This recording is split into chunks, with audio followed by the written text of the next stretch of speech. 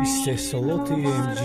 تقدیم می‌کند. بهترین رپ‌های شیقی از کانال لیریک تیجی. لگلیست بادیک فیت ریج عشقت قامت نشکست. You listen to Peace Beat.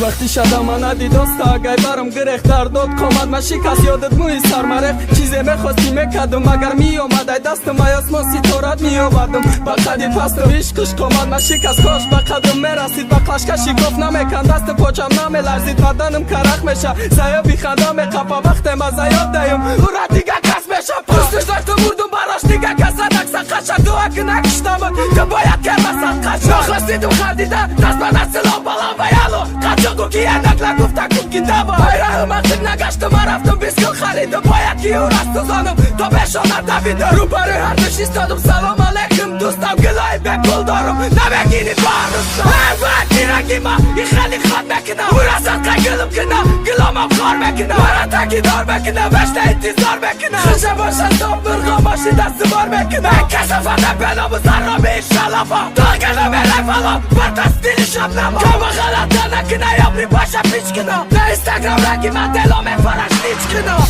عشقی تو هرام قومتی خمی مخم تر کرد عشقی مای پاست میری تو با مکم تر کرد چند قید دوست دارید کدوم فخر کد تگید بسیار شید چی قدر شیرین بوده پیشم دور شید رو سیاه شید خرگوشی و خوش دیده شید ما گرگی غم دیده ما با درگاه عشقی تو و بری جورم شیدم پشتی مکتب هر سهر بودم و بفویده بود ما انتظار با چشم چار او دا عشقی گایده بود اوزای من چیده بود اگه پای میرساندنش ایراد جامده گفتن اجدادش دارم نفش با دلی نخوامه برامد خطی دی تردگانش دالیستن ابراهیم ادرم تا سیفو تا خونش مادم مردم بالاتر بودن خمی بهتر بودم بگم پیت گناه کدی که همش بهتر کرد یا برای گناه جورا من بگنم برای چیم بکن خطه هایوبا چم خطه ده خم کردم اکیرتی شده بنده یافتنت بای ترم او یا فخت بای تلت و بخدت بای کرم برای من تا دیشه و خطش بلا خالی ملو جاده میکدم آو مکنه تگالی خیز کدی فرقیتا من روتا میخواستم و گروتا صابون نستی نکی و ترم هشکیدم بود کرد این ترم بی برکت نکی تقدیر دیگه کسم مثلا خوشه دیگه عشقت قامت نشکسته